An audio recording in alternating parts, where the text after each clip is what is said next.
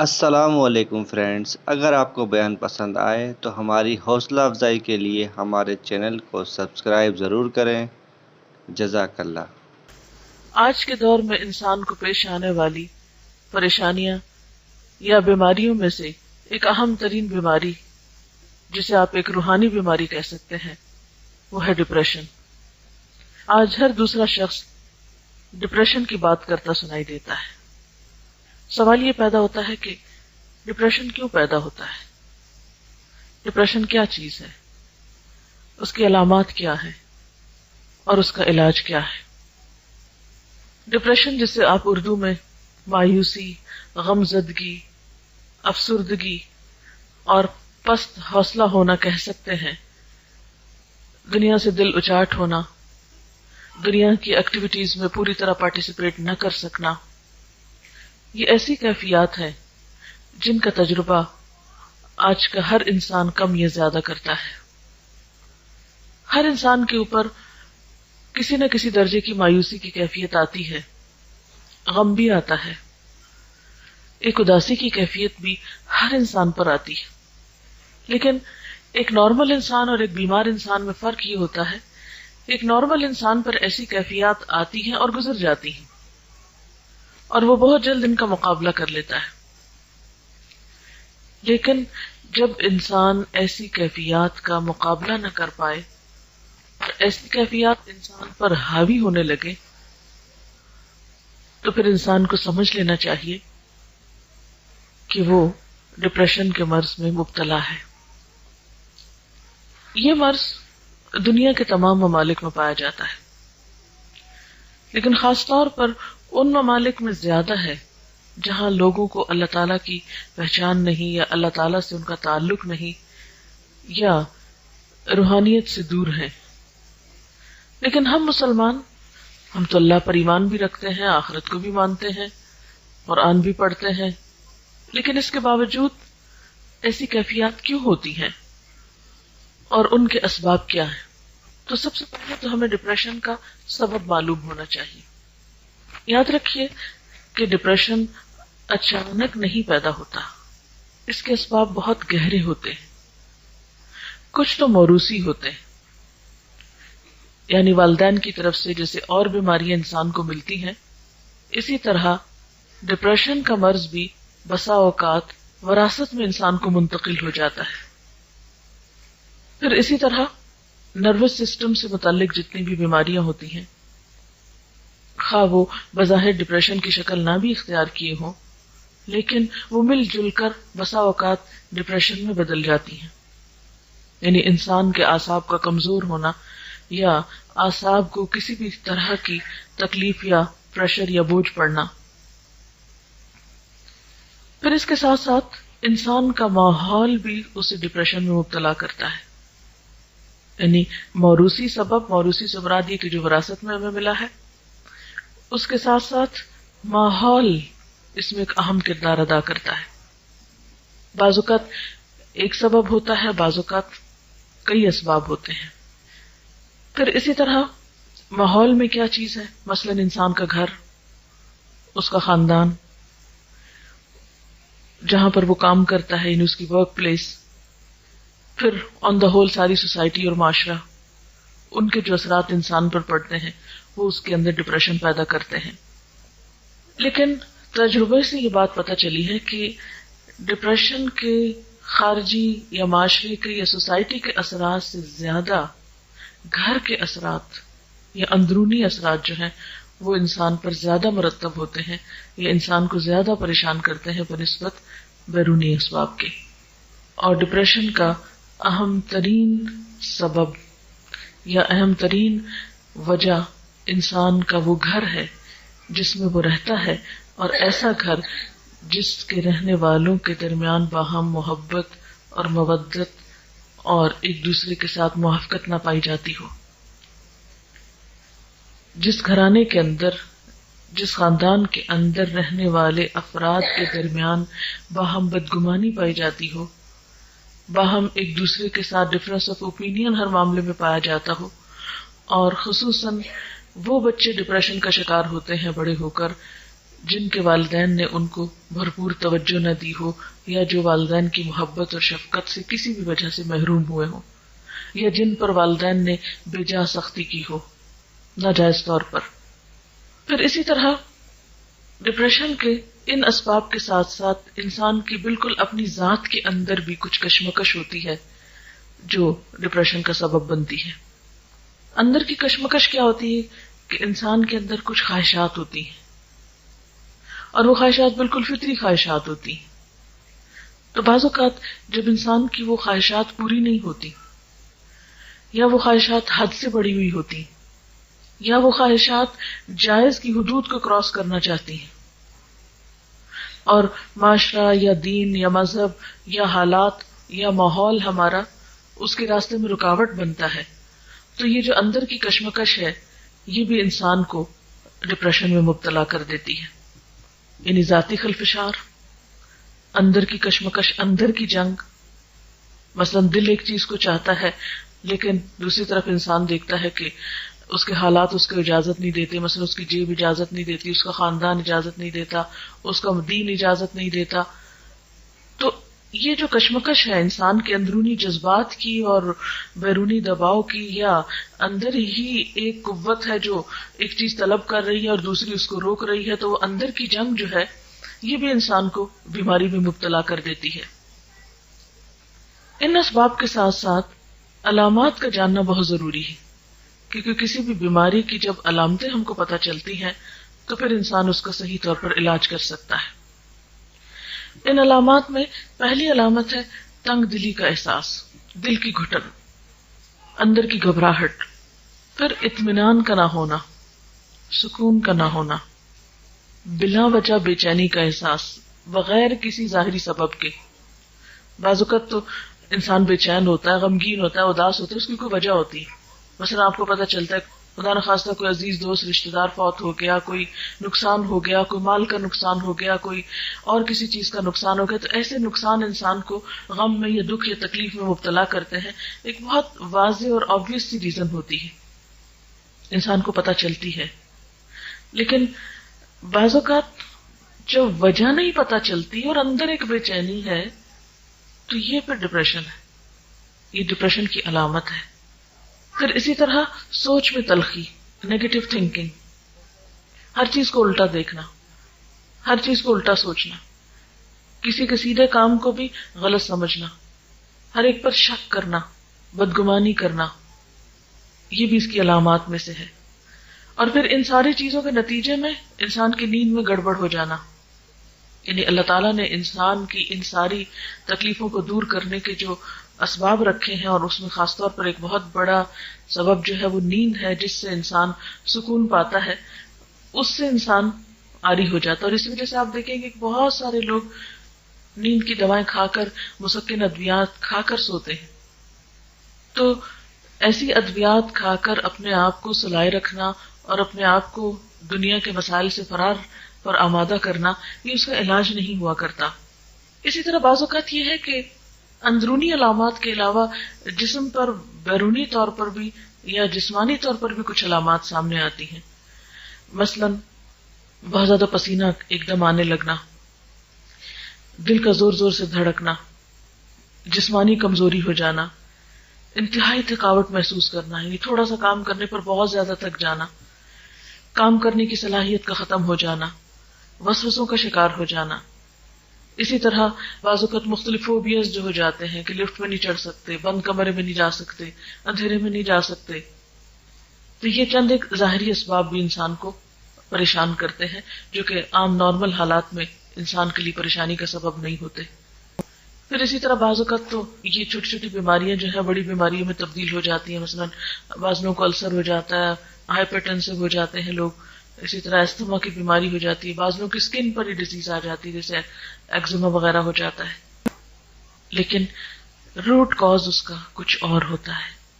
اس لیے کبھی بھی بظاہر ان نظر آنے والی بیماریوں کو ظاہری بیماریاں سمجھ کر علاج نہیں کرنا چاہیے، اس کے اصل سبب کی طرح بھی توجہ کرنی چاہیے، اور اس کے لیے سب سے پہلے یہ کہ درست ڈائگنوسس ہونے چاہیے، تشخیص صحیح ہونی چاہیے۔ عام طور پر علاج کیا کیا جاتا ہے، مریض کو سلا دیا جاتا ہے یا ٹرینکولائزر دیے جاتے ہیں، لیکن یہ کافی نہیں ہے. یعنی روح کی بیماری کا علاج صرف گولیاں کھانے میں تو نہیں ہے. اس کا نقصان بعض اوقات کیا ہوتا ہے کہ انسان ایسی دوائیں کھاتا ہے جس سے اس کا معدہ اور خراب ہوتا ہے. جب معدہ خراب ہوتا ہے اس کا نظام ہضم بگڑتا ہے، اس کی نیند کا سسٹم خراب ہوتا ہے، اس کے اندر صحیح خون پیدا نہیں ہوتا، سارے خون کے اندر دوائیاں دوڑ رہی ہوتی ہیں، تو اس سے بیماری جو ہے وہ بڑھتی چلی جاتی ہے. یعنی انسان ظلم پر ظلم اپنے ساتھ کرتا چلا جاتا ہے لیکن چین کہیں بھی نہیں پاتا.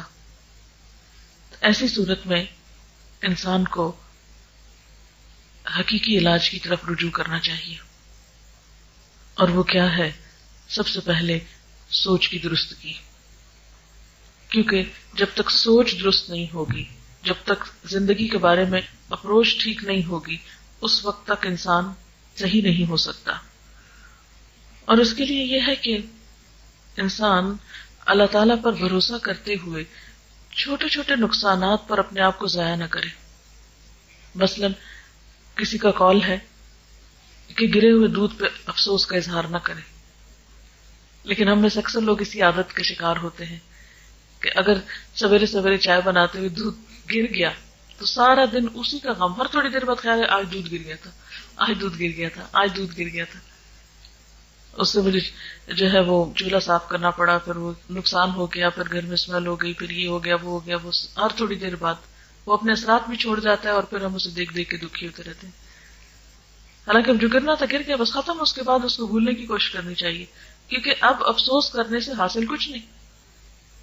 ہر نقصان پر اور ہر جانے والی چیز پر یہ سوچیں کہ اس چیز کی ویلیو کیا ہے، اس کی حقیقت کیا ہے. جس کے لیے میں اتنا رو رہی ہوں، کوڑ رہی ہوں، جان جلا رہی ہوں، خون جلا رہی ہوں، اس کی حقیقت کیا ہے. تو آپ دیکھیں گے کہ بہت ساری چیزیں جن پہ ہم دکھی ہوتے ہیں ان کی حقیقت کچھ بھی نہیں ہوتی، بالکل معمولی چیزیں ہوتی ہیں، لیکن اس پہ جو ہم خرچ کر رہے ہوتے ہیں وہ بہت بڑا ہوتا ہے. اور پھر اسی طرح یہ ہے کہ ماضی اور مستقبل کے دروازے بند کر دینے چاہیے، حال میں زندہ رہنے کی کوشش کرنی چاہیے. ماضی کو بھول جائیں اور مستقبل کے بارے میں سوچنا چھوڑ دیں. کل جس نے جنم ہی نہیں لیا اس کے بارے میں کیوں سوچ رہے ہیں، اور ماضی جو فوت ہو چکا اس کے بارے میں کیوں سوچ رہے ہیں. نہ وہ ہاتھ میں نہ وہ ہاتھ میں، جو ہاتھ میں اس کی قدر کریں، جو آج پاس ہے اس کو ویلیو دیں.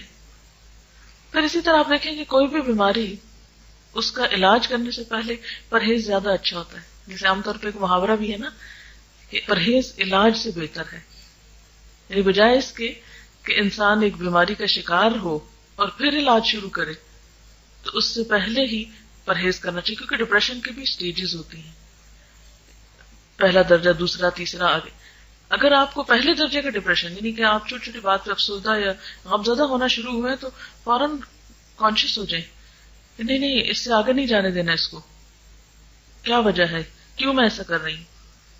سبب کو جانیں اور اس سبب کو بالکل چھوٹا کر کے رکھ دیں. یہ تو کوئی بات ہی نہیں. بڑی سے بڑی بات کو اگر آپ تولیں اپنے مقابلے میں تو ہر جانے والی چیز کا نعم البدل ہو سکتا ہے، لیکن آپ کی اپنی ذات کا کوئی نعم البدل نہیں ہے. اگر آپ نہ رہے وما یغنی عنہ مالہ اذا تردی، انسان اگر خود ہلاک ہو جائے تو اس کا مال اس کے کس کام کا، دنیا کی نعمتیں کس کام کی. اس لیے سب سے پہلے تو پرہیز ضروری ہے. یعنی جہاں اپنے اندر ایسے جراثیم دیکھیں، جہاں اپنے اندر ایسی کوئی کیفیت دیکھیں تو فوراً یہ سوچیں کہ وجہ کیا ہے اور اس کو یہیں ختم کرنا، اس سے آگے نہیں جانا. خوف ہمیشہ مستقبل کا ہوتا ہے نا، مستقبل کے بارے میں انسان کو کچھ پریشانیاں ہوتی، لیکن آپ جانتے ہیں، میں اور آپ سب ایمان رکھتے ہیں کہ ہر چیز اللہ کے اختیار میں ہے. کل کا علم صرف اللہ کو، صرف. اصل مشکل یہ ہے کہ ہمارا جو غیب پر ایمان ہے نا وہ درست نہیں، اللہ پر ایمان جو ہے وہی درست نہیں ہے. ہم ایمان بھی رکھتے اور ساتھ شرک بھی کرتے. ہم مستقبل کو اللہ کے حوالے نہیں کرنا چاہتے، اس کو اپنے ہاتھ میں رکھنا چاہتے. اس کے فیصلے اور اس کی بھلائی اور اس کا فائدہ ہم سمجھتے ہمارے ہاتھ میں ہے، جبکہ ہمارے ہاتھ میں کچھ نہیں ہے. ہمارے ہاتھ میں تو وہ بھی نہیں ہے جو اس وقت میرے پاس ہے. ہم تو اتنے کمزور ہیں کہ ہمیں نہیں پتا کہ ابھی تھوڑی دیر میں کیا ہو جائے. مثلا ہمیں خوف ہوتا ہے کہ ہم کل کھائیں گے کہاں سے، ہمارا کیا بنے گا. ہمارے رزق کا کیا ہوگا، کون ہمارے لیے کمائے گا، کون ہمارے لیے لائے گا، کہاں سے کھائیں گے، کیا ہوگا. اور یہ خوف جن کے پاس بہت کچھ ہے ان کو بھی ہے، اور جن کے پاس نہیں ہے ان کو بھی ہے، سب کو ہی ہوتا ہے. اللہ تعالیٰ نے قرآن پاک میں اس کا بہت اچھا جواب دیا ہے. وَكَأَيٍّ مِّن دَابَّةٍ لَا تَحْمِلُ رِزْقَهَا اللَّهُ يَرْزُقُهَا وَإِيَّاكُمْ وَهُوَ السَّمِيعُ الْعَلِيمُ. کتنے ہی جانور ہیں جو اپنا رزق اٹھائے نہیں پھرتے، ان کی پیٹھ پہ نہیں لدا ہوا، اللہ ان کو رزق دیتا ہے، اور تمہارا رازق بھی وہی ہے. آخر اتنے سال زندگی کے گزارے، کسی دن بھوکے تو نہیں سوئے نا. 20 سال عمر ہے، 40 سال عمر ہے، 40 سال کھلایا نا اس نے، تو جس نے پچھلے 40 سال کھلایا وہ اگلے بھی کھلا دے گا.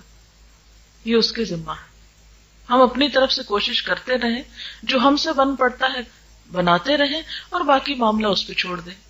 پھر اسی طرح عموماً کیا ہوتا ہے، ہمیں ہائے کوئی مصیبت نہ آ جائے، ہائے یہ نہ ہو، مثلاً یہ شینڈلیئر خدا نہ خواستہ یہ نہ گر پڑے، یہ شیشہ نہ ٹوٹ جائے، کہیں آگ نہ لگ جائے، وہ کہیں باہر نکلی میں بھی خدا نہ خواستہ ایکسیڈنٹ نہ ہو جائے. یہ چھوٹی چھوٹی باتیں ہوتی ہیں نا جو ہر وقت ہمارے دل سے آ کے گزرتی رہتی ہیں. چھوٹے چھوٹے خوف، یہ نہ ہو جائے، وہ نہ ہو جائے، وہ نہ ہو جائے، یعنی مصیبت کے آنے کا خوف، کسی بھی قسم کی مصیبت کے آنے کا خوف. اللہ تعالیٰ فرماتے ہیں ما اصاب من مصیبت فی الارض ولا فی انفسکم الا فی کتاب من قبل ان نبرأها ان ذلک علی اللہ یسیر. کوئی مصیبت ایسی نہیں جو زمین میں یا تمہارے اپنے نفس پہ نازل ہوتی ہو اور ہم نے اس کو پیدا کرنے سے پہلے ایک کتاب میں لکھ نہ رکھا ہو. ایسا کرنا اللہ کے لیے بہت آسان ہے، وہ تو لکھی جا چکی، اب کیا کرو گے؟ پریشان ہونے سے وہ ٹل جائے گی. ہاں ایک بات ہے، دعا کرو، دعا سے تقدیر بدلتی ہے، اور اپنے آپ کو ذہنی طور پر کسی بھی آنے والے حادثے کے لیے تیار رکھو. اللہ سے مدد مانگتے رہو کہ اللہ تعالیٰ ہر شر سے، ہر مصیبت سے بچائے. حفاظت کی دعائیں کرو، حفاظت کے اسباب اختیار کرو، کیونکہ اللہ نے انسان کو عقل دی ہے اور نبٹنا بھی سکھاتا. اور آپ نے یہ بھی دیکھا کہ جب کچھ پڑ جاتا ہے تو گزر بھی تو جاتا نا، اور پھر اس موقع پر کچھ پچھلی مصیبتوں کو یاد کر لیں. وہ جو فلاں پڑی تھی تو کیا ہو گیا تھا، آئی تھی اور گزر ہی گئی نا، پھر کیا ہوا. پھر اللہ تعالیٰ فرماتے ہیں وَإِن يَمْسَسْكَ اللَّهُ بِضُرٍّ فَلَا كَاشِفَ لَهُ إِلَّا هُوَ وَإِن يَمْسَسْكَ بِخَيْرٍ فَهُوَ عَلَى كُلِّ شَيْءٍ قَدِيرٌ. اگر اللہ تمہیں کسی قسم کا نقصان پہنچائے تو اس کے سوا کوئی نہیں جو تمہیں اس نقصان سے بچا سکے، اور اگر وہ تمہیں کسی بھلائی سے بہرہ مند کرے تو وہ ہر چیز پہ قادر ہے. گویا نقصان بھی اس کے ہاتھ میں، نفع بھی اس کے ہاتھ میں. جب میرا تعلق اس سے مضبوط ہے تو میں اس سے خیر کی توقع کیوں نہیں رکھتی کہ وہ مجھے اپنے خیر سے ہی نوازے گا اور شر مجھ سے دور کر دے گا. پھر اسی طرح انسان بسا اوقات بیمار ہونے سے ڈرتا ہے کہ بڑھاپا ہوا تو میرا کیا بنے گا، کہیں چھوٹی موٹی درد شروع ہوئی، یہ درد شروع ہو گئی، اب تو یہ بڑھے گی، اور اب تو میری عمر اتنی ہو گئی، اور اس عمر میں تو فلاں کو میں نے دیکھا تھا اس کا یہ حال تھا، اور فلاں کا تو یہ بن گیا، اب میرے ساتھ پتہ نہیں کیا ہونے والا ہے. ایک خوف. اب ہوتا کیا ہے کہ انسان، یعنی یہ بات اب ایک طرح سے پرووڈ ہے کہ انسان کے بہت سارے ایکشنز اس کی سوچ کا نتیجہ ہوتے ہیں. بہت ساری بیماریاں صرف اس کی سوچ کی وجہ سے ظاہر ہوتی ہیں، حالانکہ حقیقی سبب کوئی نہیں ہوتا جسم میں ان کا. اس بیماری کو میں نے خود دعوت دے دی ہے، وہ ڈر خوف کے مارے وہ میرے اوپر حاوی ہو گئی ہے. اور اگر اس وقت انسان دعا پڑھ کے معاملہ اللہ کے حوالے کر دے، حدیث میں آتا ہے نا کہ جو شخص کسی مصیبت زدہ کو دیکھ کے یہ دعا پڑھے گا اللہ تعالیٰ اس کو اس مصیبت سے محفوظ کر دے گا. یعنی چھوٹی سی بھی کسی کو تکلیف میں دیکھے نا، مثلا کوئی گر گیا، کوئی اٹک گیا، کوئی ذرا سا بھی کسی دکھ میں مبتلا ہوا ہے، فوراً پڑھ دیں الحمدللہ الذی عافانی ممن ابتلاہ بہ. اللہ کا شکر ہے جس نے مجھے اس مصیبت سے بچا کے رکھا ہے. جب شکر ادا کریں گے اللہ تعالیٰ کا تو اللہ تعالیٰ آپ کو محفوظ کر لے گا، اور یقین کے ساتھ پڑھیں. پھر اسی طرح یہ ہے کہ سوچ کی تبدیلی کے ساتھ ساتھ کچھ اور کام بھی کرنا ضروری ہے، اور ان میں اہم ترین چیز یہ کہ اللہ تعالیٰ کے ساتھ مسلسل تعلق، مستقل تعلق، کیونکہ ساری قوت اور ساری طاقت اس کے پاس ہے. انسان بے حد کمزور ہے سوائے اس کے کہ جسے اللہ قوت دے دے. ساری قوت کا سرچشمہ تو وہ ہے. تو جب انسان اس کو تھام لیتا ہے تو وہ دراصل استمسک بالعروۃ الوثقی لا انفصام لہا. اللہ پر بھروسہ اور اللہ کو تھامنا اور اس سے تعلق ایسا ہے جیسے کسی مضبوط کڑے کو پکڑ لینا جس نے ٹوٹنا نہیں ہے. تو جو شخص اللہ تعالیٰ پہ بھروسہ کرتا ہے اللہ تعالیٰ ضرور اس کو سہارا دیتا ہے. پھر اسی طرح نماز سے مدد لینا. آپ صلی اللہ علیہ وسلم کا طریقہ کیا تھا؟ جب ذرا بھی پریشان ہوتے تھے، تھوڑی سی بھی پریشانی آتی تو سب سے پہلے نماز کی طرف رجوع کرتے، فوراً نماز کے لیے کھڑے ہو جاتے. آپ کی ذاتی زندگی میں مشکلات آئیں یا دین کو پھیلانے کے لیے کوئی مشکل پیش آئی تو فوراً آپ نے نماز سے مدد لی. ہمارا حال یہ تھا کہ ہم ڈپریشن میں بیٹھے رہتے ہیں، فرض نماز بھی چھوڑ دیتے ہیں. کیا کریں، غم ہے، دل ہی نہیں چاہتا. نہیں بھی دل چاہتا تو اپنے آپ کو پش کر کے کھینچ تان کے نماز کے لیے کھڑے ہو جائے. اور اگر آپ واقعی قرآن کا کچھ حصہ آپ کو یاد ہے اور ذرا سی لمبی نماز پڑھ لیں تو پھر آپ دیکھیں گے کہ نماز کے ختم ہونے تک آپ کا ڈپریشن بھی دور ہو جائے گا، آپ اس کیفیت سے بھی باہر آ جائیں گے. کیونکہ یہ اللہ کے رسول صلی اللہ علیہ وسلم کا آزمودہ نسخہ ہے، مجرب ہے. آپ صلی اللہ علیہ وسلم یہ فرمایا کرتے تھے کہ میری آنکھوں کی ٹھنڈک نماز میں ہے. آج ہماری آنکھوں کی ٹھنڈک نماز میں کیوں نہیں؟ ہم تو مصیبت کے مارے بوجھ سمجھ کے اس کو اٹھا پھینکتے ہیں، بس ٹائم آیا اور پورا کیا اور ختم. انجوائے نہیں کرتے نماز کو. بعض لوگوں کو نماز سے گھبراہٹ شروع ہو جاتی، وہ اتنی دیر خاموش نہیں رہ سکتے شاید، یعنی حالانکہ وہی وقت ہم بیٹھ کے بھی گزار دیتے ہیں. اچھا، اس کی ایک بڑی وجہ یہ کہ ہمیں قرآن زیادہ زبانی یاد نہیں ہوتا تو ہر وہ قل واللہ پڑھ کے بور ہو جاتے ہیں. اگر تھوڑی سی کوشش کر کے ایک ایک آیت سیکھنا شروع کر دیں، اور قرآن پاک کی ایسی صورتیں جن کے پڑھنے کی بہت فضیلت ہے، مثلا سورۃ الکہف ہے، سورۃ البقرہ کی اول آخر آیات ہیں، سورۃ یاسین ہے، سورۃ الملک ہے، اگر ان کو آپ پڑھنا شروع کر دیں، یعنی یاد کرنا شروع کر دیں، ایک ایک آیت، دو لفظ، تین لفظ، اور آپ دیکھیں کہ کچھ مشکل نہیں.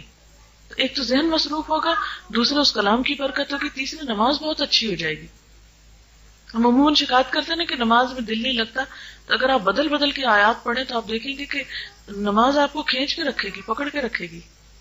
اور جب ہم ایک روایتی سی نماز پڑھتے ہیں نا، بس کھڑے ہو گئے اور کچھ پتہ نہیں اللہ اکبر کب ہوئی اور سلام کب پھیر لیا، ایسی نماز پہ فائدہ نہیں دیتی. پھر اسی طرح اللہ تعالیٰ کا ذکر، الا بذکر اللہ تطمئن القلوب، اللہ کے ذکر سے دلوں کو اطمینان نصیب ہوتا ہے. اکیلے بھی ذکر، چلتے پھرتے اللہ کا ذکر، اور اس کے علاوہ کچھ لوگوں کے ساتھ بیٹھ کے اللہ کا ذکر، تنہائی میں بھی اللہ کو یاد کرنا اور بندوں کے بیچ میں بیٹھ کے بھی. عموماً ہم جب لوگوں سے ملاقات کرتے ہیں تو اس میں ہم اللہ تعالیٰ کا نام لینا نہیں پسند کرتے یا اللہ کی بات کرنا نہیں پسند کرتے. ہم دنیا بھر کی باتیں کریں گے، زیور کپڑے کی باتیں کریں گے، ادھر ادھر کی باتیں کریں گے، لیکن اللہ کی بات نہیں بیٹھ کے کریں گے اکٹھے. اللہ تعالیٰ فرماتے ہیں وَنُنَزِّلُ مِنَ الْقُرْآنِ مَا هُوَ شِفَاءٌ وَرَحْمَةٌ، کہ ہم قرآن میں سے وہ چیزیں اتارتے ہیں جو شفا بھی ہے اور رحمت بھی ہے. قرآن پاک کے لیے ہدن و بشرا کا لفظ آتا ہے، ہدایت اور خوشخبری ہے.